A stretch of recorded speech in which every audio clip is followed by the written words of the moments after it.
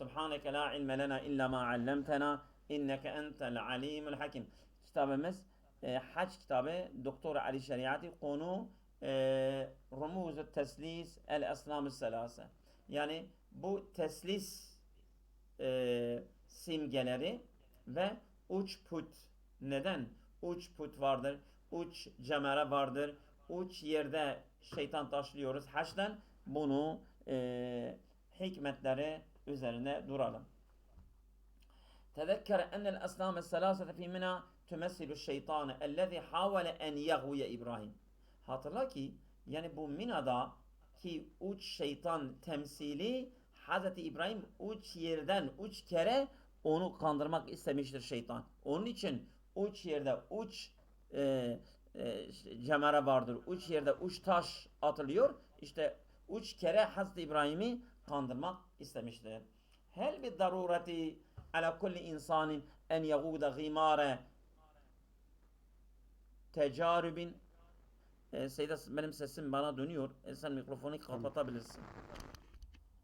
Evet. Hel bir darureti ala kulli insanin en yaguda gimare tecarübin selasin hatta yuharrire nefsehu min kulli enmatil istibadi. Yani gerekli midir her insana bu en yaguda gimare tecarübin selasin, yani uç tecrübenin böyle dalmasına insana gerekir mi ki hatta yuharrire nefsehu min kulli enmatil istibadi, yani kulluk üslublarından kendi nefsini azaltmak için insanı uç kere böyle bu denemelere dalması gerekir mi? Soruyor. Şimdi cevap verecek. İnnel vacibe yed'u ila nukrani zati. Yani gerekli olan onu kendi zatının inkar etmesi. Yani zatının kulu olması da inkar edecek. Hatta yezime el haletel hayvaniyete, bu hayvani haleti kendi nefsinden mağlup edinceye kadar. Elleti tücessidu ibadetu zati. İşte bu hayvani durum, insandaki hayvani halet, o yani kişiliğin kulluğunu canlandırıyor. Ve yertafi'u ila makami İbrahim ca'ilen kulle ameli halisen lillahi. Bununla tüm amellerini samimi bir şekilde Allah'a kılarak Hazreti İbrahim'in makamına yükselecektir. Ela tara enne hazel asnam es-selâse takifu alen nakidi min fusulil hacci el-ekber es-selâs. Sen uyan, sen görmüyor musun ki bu uç put duruyorlar tam tersine min fusul hacil ekber salas, uç hacın büyük hacın uç tane bölümleri, uç tane mevsimleri, uç tane şeylerin tam tersinde bunlar duruyorlar. Mesela onlar da mesela şimdi diyecek Arafat, Meş'arül Haram, Mina. Uç mesela haccın mevsimlerin tam tersine uç tane şeytan var. İşte onlar uçtu. Bu da uç yerde uç cemere var. Uç cemereleri taş atacaksın bunlara karşı. Mesela el cemeratul ura neyi temsil ediyor? Onun tam tersinde kalıyor. Yani birinci cemere adu Arafat'ın. Arafat'ın düşmanıdır. Sen onu taşlıyorsun. Evet. Ondan sonra el cemeratul saniye, ikinci cemere adul meş'ari, bu da Müzdelife'nin düşmanı taşlıyorsun. El cemeratul salise adu mina, Mina'nın düşmanını taşlıyorsun. Eleyse hazil esnamü selasu hiye temsilün li kuvveşşeytani el mutasallati. Bu uç put değil midir ki hiye temsilün li kuvveşşeytani, bu şeytani gücünü temsil ediyor. El mutasallati, yani böyle egemen olan şeytanın gücünü temsil ediyor değil mi? Vellezî yerkudu fi mükemminin, yani böyle kemin, yani bu pusuda yatıyor böyle, kendini saklıyor. Ve yeterabbesu bil insani eddevaire, o insanın başına felaketlerin gelmesini bekliyor. Liyekta'a tarika ila milleti İbrahim, o Hazreti İbrahim'in milletinin yolunu kesmek için orada pusudadır. Şeytan pusudadır. Senin başına gelecek bir şey bekliyor ki seni orada avlasın ve seni İbrahim milletinden vazgeçsin. O yolu sen üzerine kessin. Evet. Sen yolunu kesmek için oradadır. Velakin mellezi tef'aluhu hâzihi şeyatînu es-selâsetu ala vece ta'didi.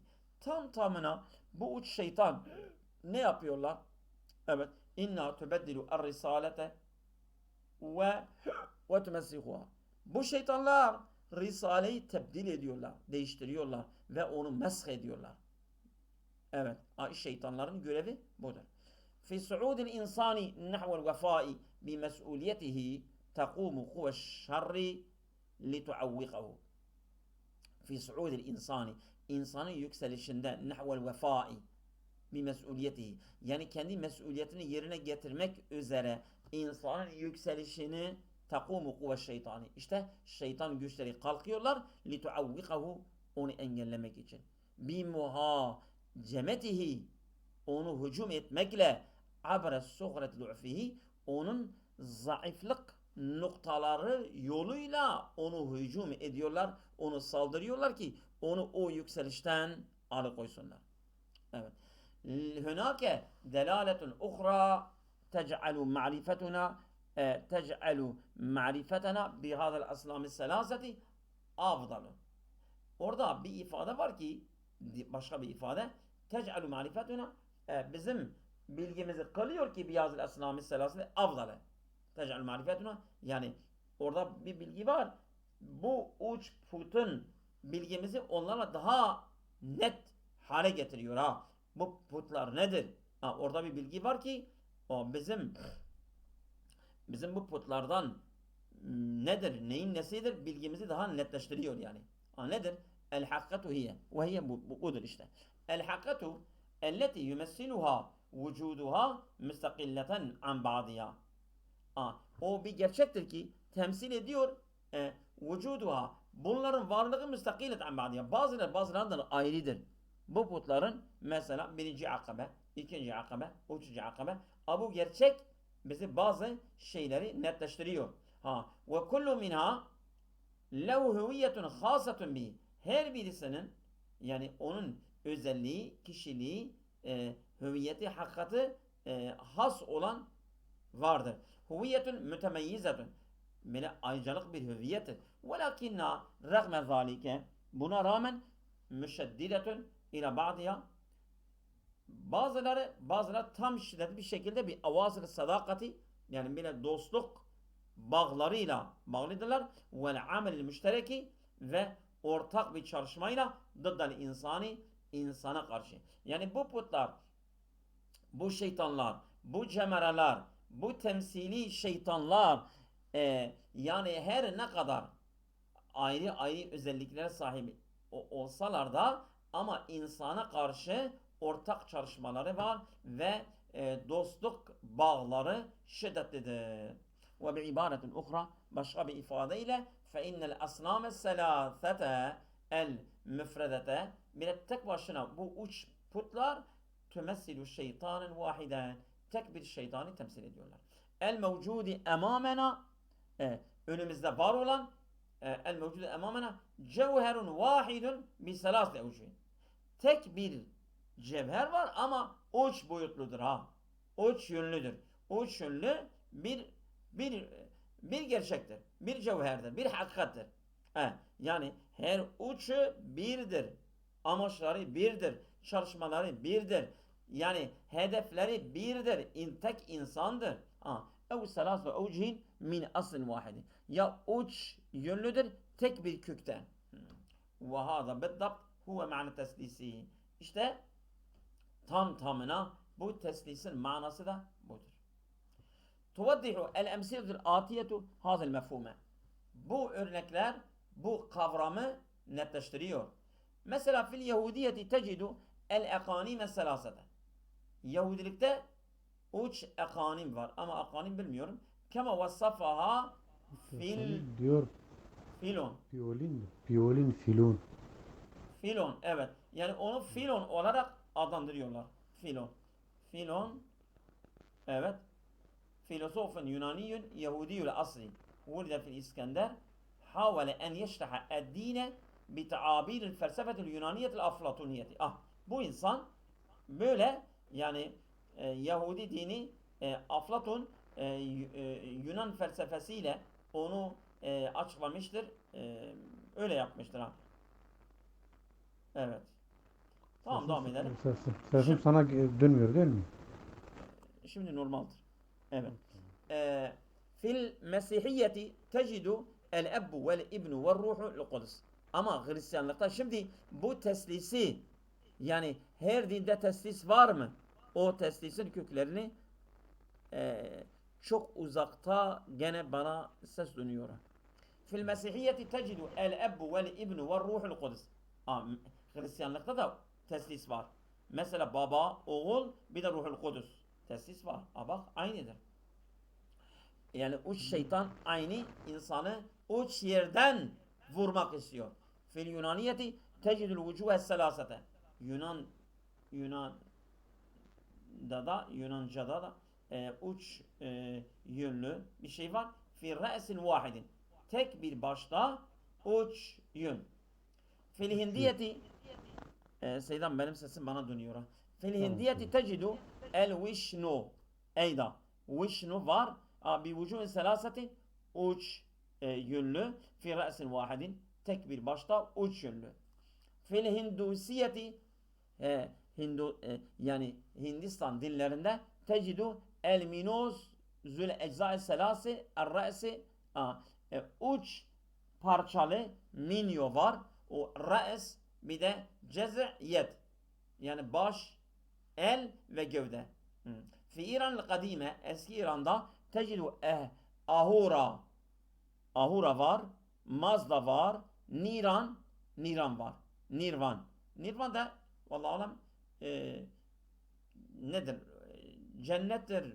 Nedir Nirvana? Nirvana Evet. o da yani. Yani onların yani bu ilahların adları ve cennet. Es-selâse elleti tüsemma haş nesb. Onun adı, bu üçünün adı haş nesbdir. Vestagır ve berzin meher.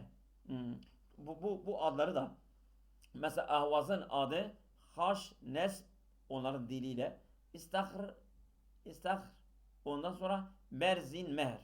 O berzin meher de Nirvan'ın adıdır. Ve fi mekanin ahar, başka bir yerde el muhlis samimi ve zillullah, Allah'ın gölgesi, ve alametullah, ve Allah'ın alamet. Gene teslis. İşte bu uç cemereler bu dinlerdeki teslisi temsil ediyorlar. Mavve, yani her uç teslisi de taşlıyorsun. Tek bir ilah var. Başka yok. Mavve şirku. Şirk nedir? İnnehu el imanul müessesu ala şuunil hayati. Hayatın durumları üzerine kurulu bir inançtır şirk. Vıfkan lil felsefetil maddiyeti. Bu maddi felsefeye yani muvafık olarak, uygun olarak. Evet, vıfkan lil felsefetil maddiyeti el iştirakiyetil ilmiyeti, bu bilimsel sosyalizm, evet, materyalist bir felsefi düşüncedir. İnne şirke huve zâlike nizamul kâimu ala maddiyetin. Şirk tabi maddi bir düzen üzerine kurulu bir düzendir, sistemdir. Zatu binain fevkiyin, evet, böyle bir zatu binain fevkiyin, yani böyle yüzeysel bir şeyi var ha. Zatu binain fevkiyin, evet, mütevafıkin ma'a binain tahtiyin, yani üst ve alt tabakalar üzerine uyumlu bir yapısına sahiptir. Hedefu ifsadul insani ve va'ihi zatihi. İnsanı bozmak ve onun kişisel bilincini de bozmayı amaçlayan bir düzendir. Yani insanın kişisel bilinci ve insanı bozmak amaçlayan bir sistemdir bu materyalizm. Ve hazin nazariyetu in kanet salihaten tatbiki ale şirki, şirk üzerine bunu tatbik etmek uygun olursa bu düşünce فَلَا يُمْكِنُ تَطْبِيقُهُ عَلَى التَّوْحِيدِ ama bu tevhid üzerine uygulaması mümkün değildir. فَمَفْهُومُ التَّوْحِيدِ يَتَنَاقَدُ جَزَلِيًّا مَعَ مَفْهُومِ الشِّرْكِ Tevhid kavramı şirkin kavramıyla kökten çelişiyor. وَمِنْ ثَمَ فَاِنَّهُمَا لَا يُمْكِنُ اَنْ يَقُودَا اِلَى أَصْلٍ وَاحِدٍ Bunun için bu asla tek bir temele sevk edilmiyorlar. Her ikisi tevhid ile şirk tek bir temele, tek bir asla gidilmiyor. Mümkün değildir. Gitmesi mümkün değildir. اَوْ اَنْ يُؤَدَّيَا نَفْزَ الْوَظِيفَةِ Aynı görevi yerine getirmek de mümkün değildir. Birbirinden farklıdır. وعبر التاريخ ظل الصراع قائما بين العقيدتين وعبر التاريخ tarih boyunca işte ظل الصراع قائما بين العقيدتين iki akide arasında çarpışma, mücadele tarih boyunca Kabil, Habil'den beri Hazreti Adem ve şeytandan beri bu hak ve batıl mücadelesi, çarpışması devam etmiştir. Et-tevhidu dıddu şirki Evet, tevhid nedir? Tevhid şirkin tam zıddıdır. İlla ennehu ve abberet temessülehuma el-içtimai ve abre temessülihim el-içtimai ihtalata mefhumani. Fakat bu sosyal karışması ni temsil ederek iki kavram birbirine karışmıştır ha. Yani ama bellidir. Tevhid ayrıdır. Bir de şirk ayrıdır. Ama illa ennehu ve abre temessülihim el-içtimai yani bu sosyal temsillerinin yoluyla ihtilatel mefhumani. İki kavram karışmışlardır. Ama nettir. Yani birbirinden ayrıdır. Evet. Lisu'il hazzi yani kötü şansdan ötürü ve tesenna lişşirki en yelbise kana'an li tevhidi ve li emedin ba'idin. Yani kötü şansladır ki şirk bir tevhid peçesi giyiyor ve uzun süreli öyle kalabiliyor. Şirk yani tevhid peçesini giyebiliyor ve uzun süre böyle devam edebiliyor. Yani tevhid peçesi altında şirk kendini gösterebiliyor. Değil mi? Yani koyun postunda kendini saklayabiliyor. Evet. Fil asli kâne sâlûsül mesihiyeti tevhiden. Bak temelde bu Mesih sâlûsü tevhid idi. Temelden tevhid idi ama tevhidin kılığında böyle uzun süre bu şirk devam etti. Yani salus bu teslistir ha teslis uçlu yani Hristiyanlıkta uçlu. Ve bil meseli kanet diyanatul hundusiyetu vel mazdakiyetu evet. Örnek olarak Hindistan diyanetlerinde ve Mazdak dinlerinde kulluha tercihu ila ilahin vahid. Hepsi temelden tek bir ilah vardı ama sonunda tarif oldu. Sonunda bunlar şirke gittiler. Bunlar teslise gittiler. Ve mine caiz en necide hücceten. Yani olabilir ki biz bunlara bir delil bulabiliriz. İza kulna enne tevhide huve aslu kullul akaidi. Biz diyebiliriz ki her akidenin temelinde tevhid vardır. Ama sonunda sapmışlardır.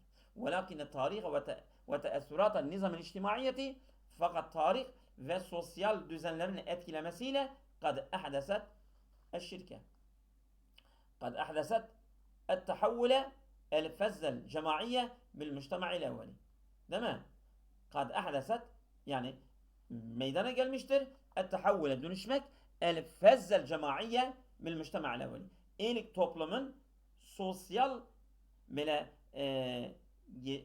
yani sosyal yönü geçerli olan bunlar dönüşüm göstermişlerdir ve o tevhid temelinden teslise, uçluya, şirke dönüşmüşlerdir. Hatta sare ecnasen muhtelifeten ta ki bunlar farklı cinsler olmuşlardır. Ve tabakaten muhtelifeten ve farklı tabakalar mesela zengin, fakir, ondan sonra alim, cahil, ondan sonra siyah, beyaz, ondan sonra kavimler vesaire. Ve netece an zalike tebeddüle tevhidi ile şirki. İşte bundan kaynaklı olarak tevhid şirke dönüşmüştür, değişmiştir. Evet. Lekad halefe Adem aleyhisselam ibnani. Bak. Hazreti Adem iki oğlu arkasından bırakmıştır. Hüma. Onlar da Kabil ve Habil. Kabil Habil. Hazreti Adem iki oğlunu Kabil ile Habil arkasında onları bırakmıştır. Evet. Bunlar ne yapmışlardır? Habil huve zalike el mezari'ul miskinu. Habil o zavallı bir çiftçiydi. Ellezî katelehu ahuhu esariyyü. O evet sahibi aradi. Bu arazi sahibi zengin bir kardeşi onu öldürdü. Ve munzu izin lem yesma' ahadun bi mevti Kabil. Ondan itibaren hiç kimse Kabil'in öldürülmesini işitmedi. Kim Kabil'i ondan sonra kim Kabil'i öldürdü? Kimse Kabil'i öldürmedi. O katil olan Kabil devam etti. Şimdiye kadar da yani kimse onun öldürmesini işitmemiştir. Hâzâ yani enne halifete Adem kâne Kabil. Bu gösteriyor ki Adem'in halifesi Kabil olmuş. Zâlikel kafirul muhtasib. O gaspçı olan kafirdir. El bakîlul katil. O cimri ve katil olan. Zâlikel ibnüllezî lâ yestahiqu misle hâzel ebbi. O oğuldur ki bu babayı hak etmeyen oğul. Ve abre tarihi kâne ebnâ'u Kabil hüm hukâmel beşeriyeti. Tarih boyunca kâne ebnâ'u Kabil hüm hukâmel beşeriyeti. İşte tarih boyunca bu beşeriyetin yöneticileri Kabil'in çocukları olmuşlardır.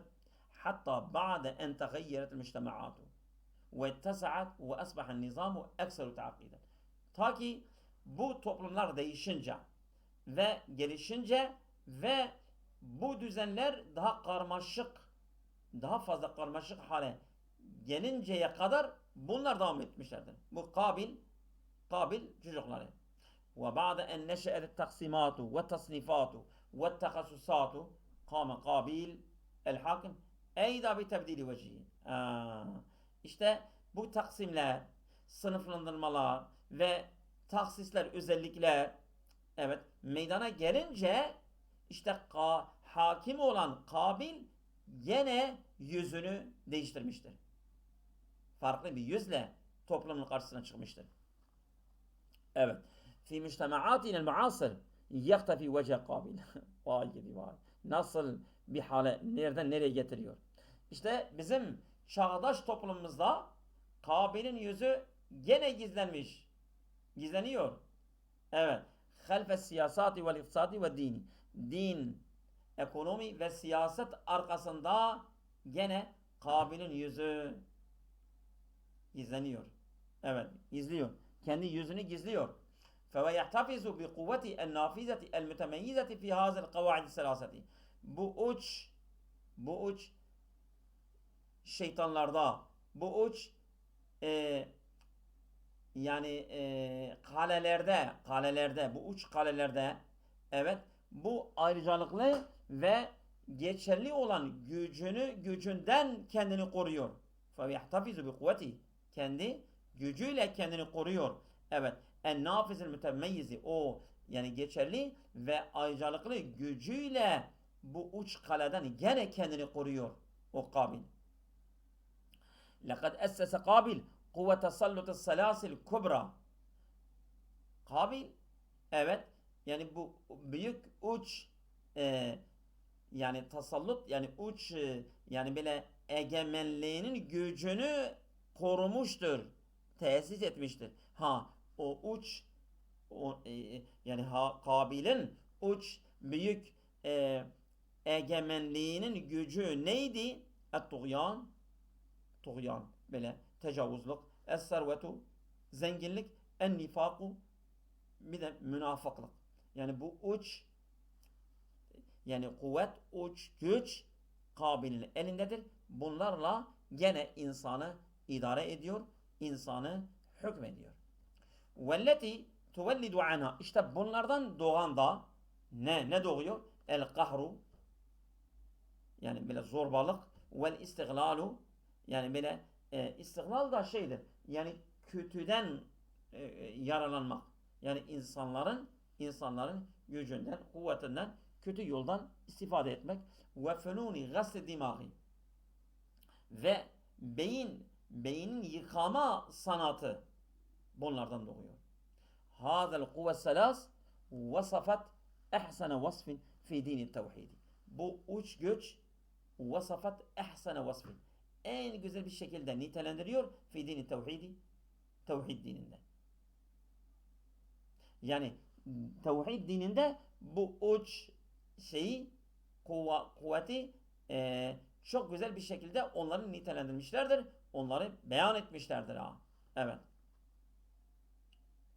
Firavun Firavun ramz tuğyani. Firavun yani tağilik, zorbalık, yani zulümün simgesidir. Karun ramzül mali.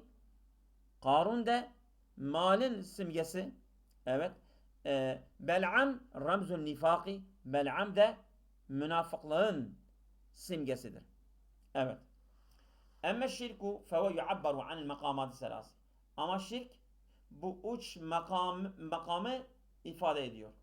Fi nizamihi zil eb'adi selasi. Bu şirkin düzeninde üç boyutlu şirk. Et-teslis.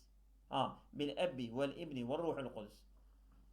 İşte baba, oğul ve ruhul kudüs teslis, Hristiyanlıkta olduğu gibi şirkte bu üç boyutlu vardır. İnnem yed'ûneke li ta'bude min dûnillâhi.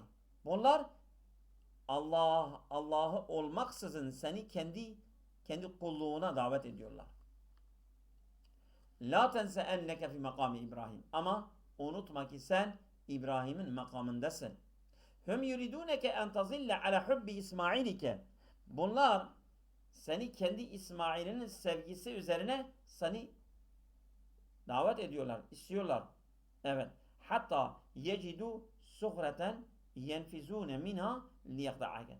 Bunlar ta ki bir çukur, bir gedik bulsunlar, ondan nüfuz edecekler, liyakda'uke, seni kandırmak için, ev yarbikuke, veyahut seni şüpheye düşürmek için, ev yaktasibuke, veyahut seni gasp edecekler, ev yubeddilu kıyemeke ve rüyake, senin değerlerini ve senin rüyalarını, hayallerini değiştirmek için bunu bekliyorlar.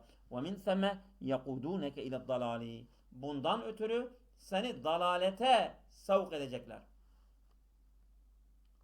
Eyyuhel hac, ey hacı, ente el an bi Mina. Sen şimdi Mina'dasın. İrmi, at bu uçunu tek tek. لَقَدْ جِئْتَ بِإِسْمَاعِيلِكَ اِلَى مَحَلِّ الْفَدَائِ. Sen İsmail'inle kurban etme yerine gelmişsin. كَمَا رَمِيَ İbrahimu el-esnâme selâsete ve askataha ardan. İbrahim bu üç puta attığı gibi, onları yere serdiği gibi sen de bunları ser. Ente ya men ittebe'te İbrahim ve sırte cündiyen fi cündi tevhidi hattim hazil esnâme selâse. Ey İbrahim'e tabi olan ve bu tevhid ordusundan asker olan, sen de bu üç putu yere ser. Evet. İndema teşriku şemsel yevmi el-aşir min zilhicce. Evet. Bu Zilhicce'nin 10. gününün güneşi doğduğunda intalik ma'bakiyetil ceyşi. Sen de kalan askerleriyle çık. Ve aleyke melabisel ihrami. Sen üzerine ihram elbisesi de vardır. İstaykiz fil meş'al haram. Meş'al haramda uyan. Ve a'bir hudude Mina. Mina sınırından geç. Ve fi esna'il hücumil evvel. İlk saldırında ermi as-sanemel ahire. Sen en son putu taşla. İnnehu'l ahirü'llezî yenbagî en yurceme fî bidâyeti. O en son şeytandır ki, ama ilk başta onu şey ediyorlar. Onu taşlıyorlar. Yani en sondur ama ilk günden en sonu yani taşlıyorlar. Bu putlar Firavun, Karun, bir de Bel'am. İnneha el eşkalus selasetu. İşte bu üç şekil el mukevvenetu li kuvveti Habil. Kabil'in gücünü oluşturan üç şekil. İnneha vucuhu şeytani selaseti. Bu şeytanın üç yönüdür. Ve ramzu teslisi ve teslisin simgesidir. اضرب فرعون sen Firavun'u vur. Zalike manası budur. İnil hukmu illa lillah. Hakimiyet ancak Allah'ındır. Edrib Karun. Karun'u vur. Zalike manav el malu malullah. Mal Allah'ındır. Senin değildir. Ey Karun. Edrib bi Bel'am. Bel'am'ı vur. Zalike manav inned dine kullehu lillah. Din hepsi Allah'ındır.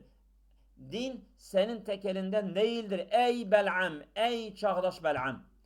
İ'lem ennen nase innemahum hulefaullahi fil ardi.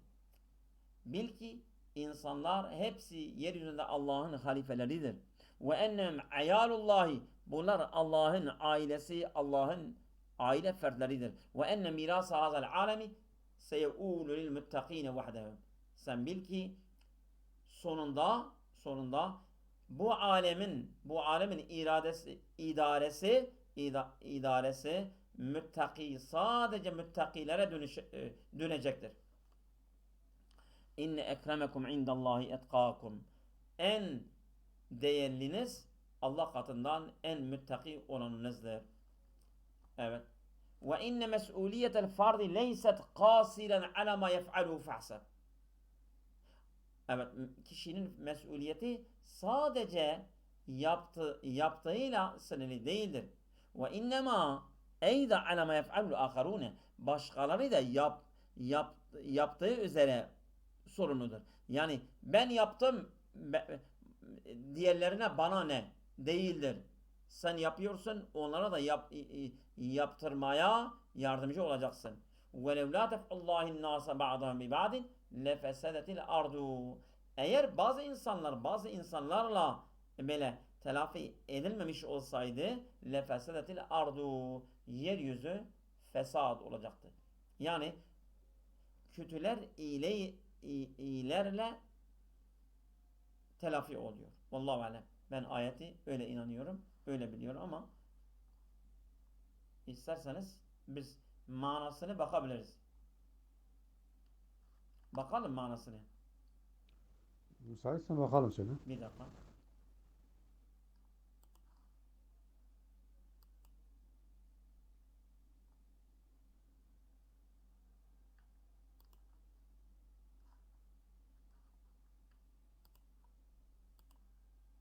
Ayet kaçtı acaba?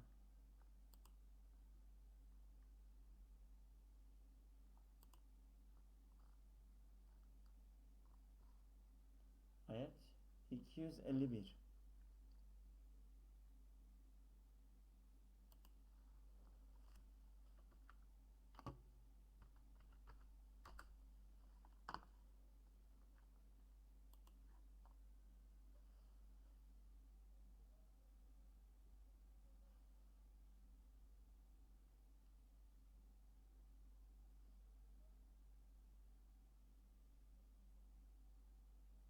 Evet. Saydam orada mısınız? Alo. Buradayım selam. Ha. Şimdi Saydam fehezemuhum biiznillahi. Ve katele Davud Calut'a. Ayet budur. Fehezemuhum biiznillahi. Allah'ın izniyle onları mağlup ettiler ve katele Davud Calut'a. Davud Calut'u öldürdü. Evet. Ve ata'ullahul mülke vel hikmete ve allem ma yeşâ. İşte ve levlâ def'ullâhin nâse ba'dan mi ba'din. Eğer Allah yani bazı insanlarla def etmemiş olsaydı lefesedetil ardu. Yani Allah Davud'la Calut'u def etmiştir. Yani ve levlâ en yetfe'allahu bi ba'din nâsi ve hem ehlut ta'ati.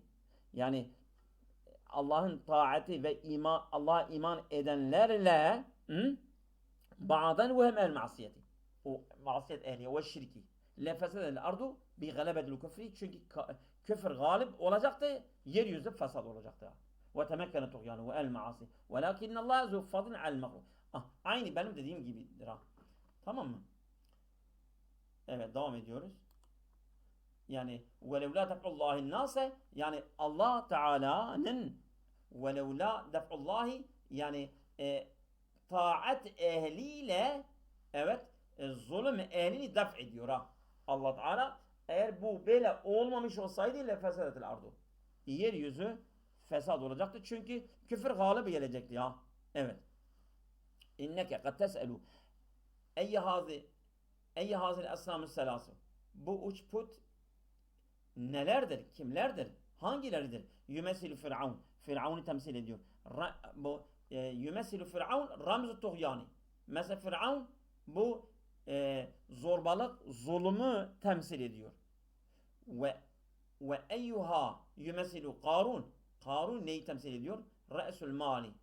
Bu serveti, yani sermayeyi temsil ediyor. Ve ramzu re'sul maliyeti. Bu kapitalizmin simgesi temsil ediyor. Ve eyyuha yumesilu Bel'am, o hangisidir Firavun temsil ediyor, Bel'am temsil ediyor? O da ramzun nifaki, münafıklığı temsil ediyor.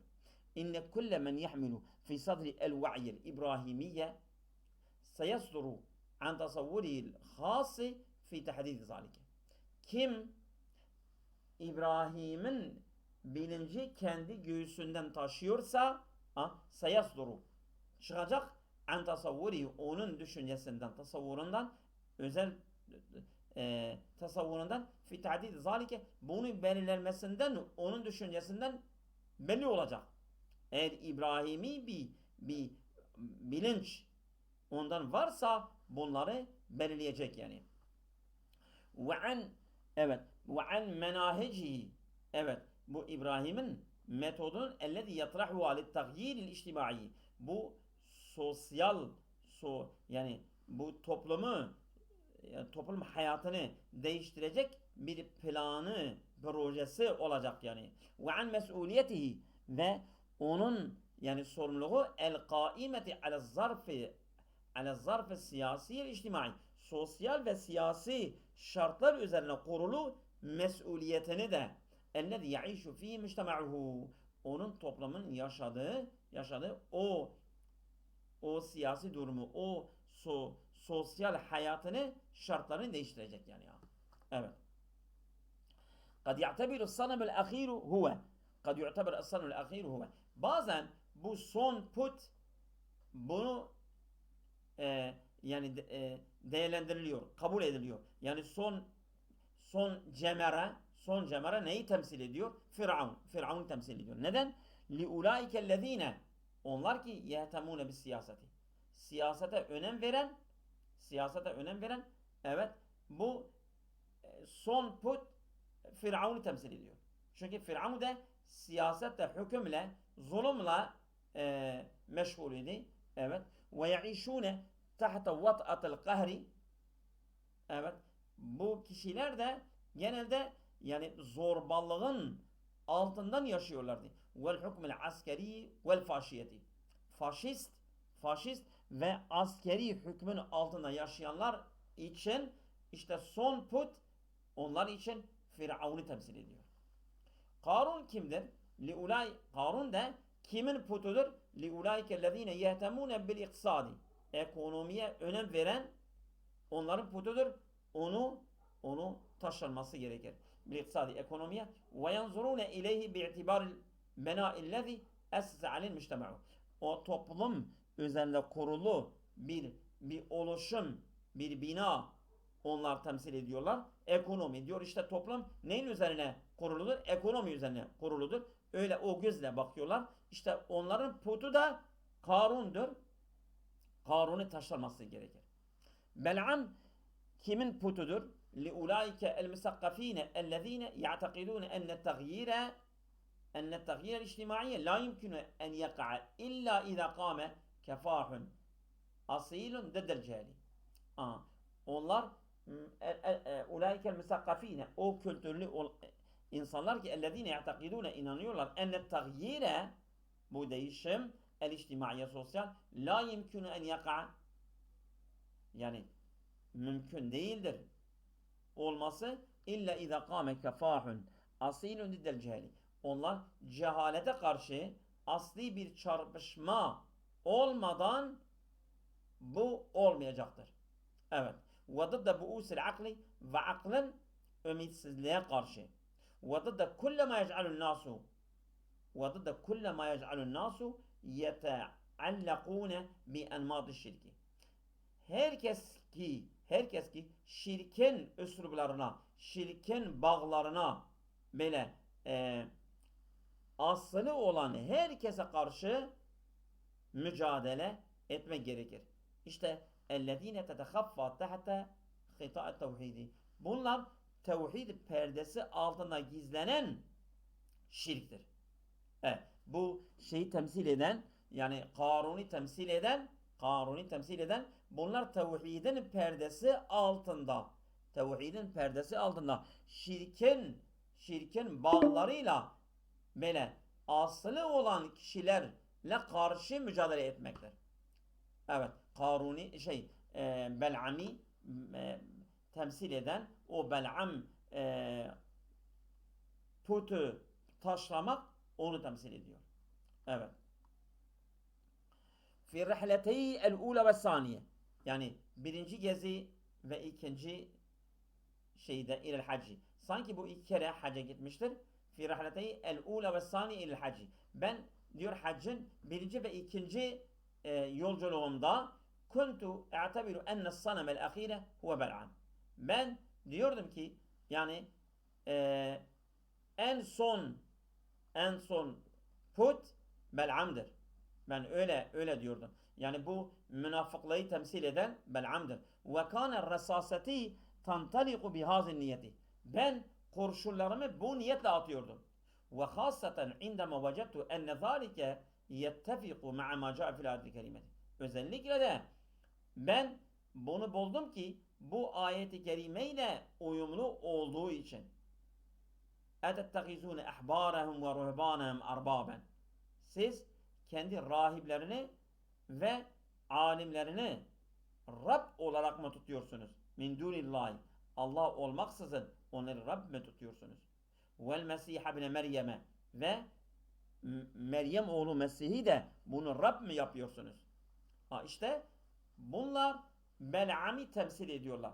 Yani kim mesela Allah dışında Allah olmaksızın kendi alimlerini, kendi bilginlerini, kendi mesela şeylerini Rab ediyorlarsa, onlara itaat ediyorlarsa işte bu nifak ramzesi, bu en son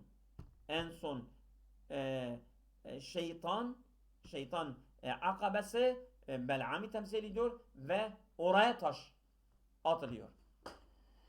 İnna Allah Teala yudinu et-tuğyana vel cehle ve nifaka. Allah Teala kınıyor münafıklığı, cehaleti ve tuğyanı, zorbalığı, zalimliği.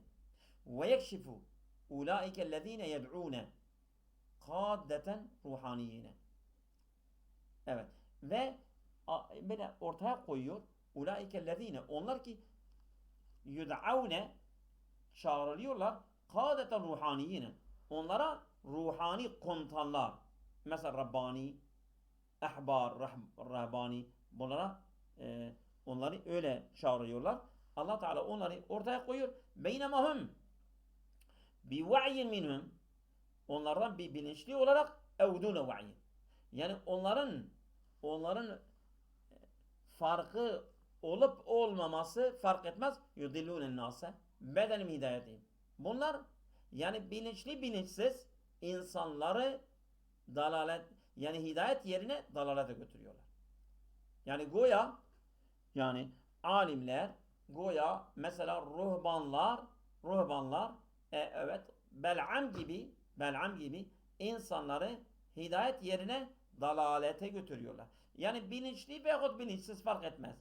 Eğer insanları hidayete götürmüyorlarsa dalalete götürüyorlar. Bunlar tevhid yerine insanları şirke götürüyorlar. El-İyâzü billah.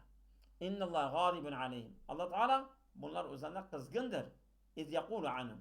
Allah Teala onlardan şöyle bahsediyor. Kemeselil himâri yahmilu esfâren. Bunlar eşeğin kitapları taşıdığı gibi bunlar eşek misalidirler. Yani bunlar çok okumuşlardır ama onların okumaları kendilerine fayda vermemiştir. Ve yekûlu anhum eyda. Ve gene Allah Teala onlardan bahsederken şöyle diyor. Femeseluhu kemeselil kelbi in tahmil aleyhi yeles. Onun mesele, onun hikayesi bir köpek mesele gibidir. Eğer ona saldırmak istiyorsan in tahmil aleyhi yeles. Yani les yani böyle şey yapıyor değil mi? Yelhes ne deseydim? Bir dakika. Suretul Cuma ayet 5.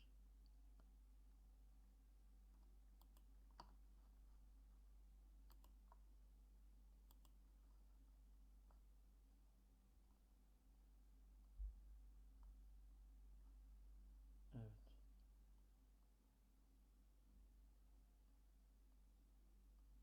Suretul Cuma. Cuma.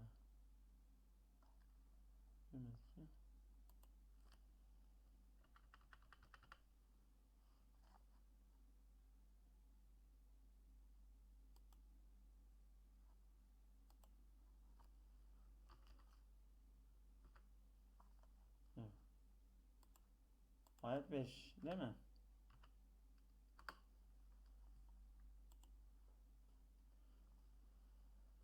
Evet.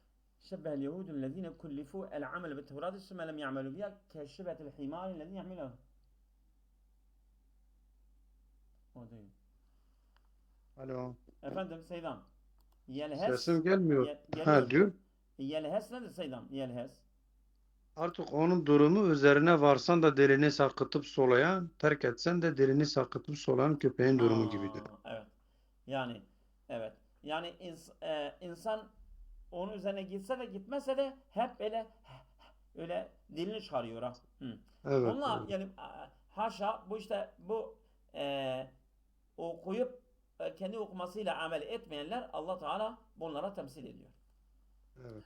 Hünake delilun akharu ala niyeti. Başka bir delil var benim niyetim üzerine ki ben de demiştim üçüncü şeytan, üçüncü akabe Bel'am'dır. Ve tilkel kelimatul kaviyyetu. O güçlü kelimeler elleti hatabena biha Allah subhanahu ve teala fi suretin Nas. Nas suresinde Allah Teala bize hitap ederken evet ahir suretul Kur'an-ı Kerim, Kur'an-ı Kerim'in en son suresi. Evet.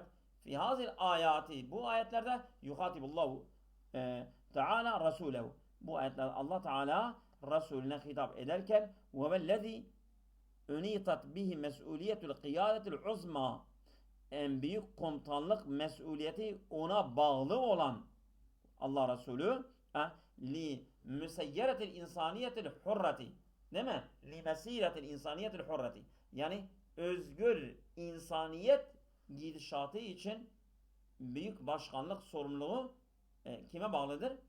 Hazreti Resulullah'a bağlıdır. Ve ma'a zalike yuhazziruhullahu Teala min selasli mehatiren. Bununla birlikte Allah Teala onu uç tehlikeden uyarıyor. Leyse huve bime'meni minha. O da onlardan güvende değildir.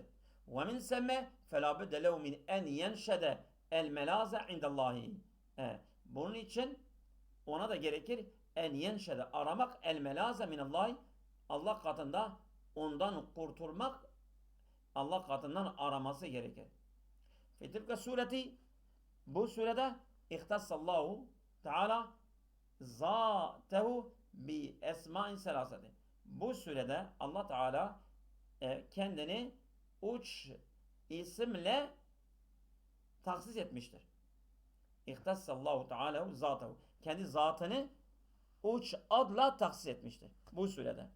Bir Rabbin nasi, Melikin nasi, İlahin nasi vesaire. Değil mi? Yeter mi Seydam? Siz bilirsin selam. Tamam. Allah'a emanet olun. Sağ olun, Allah razı olsun.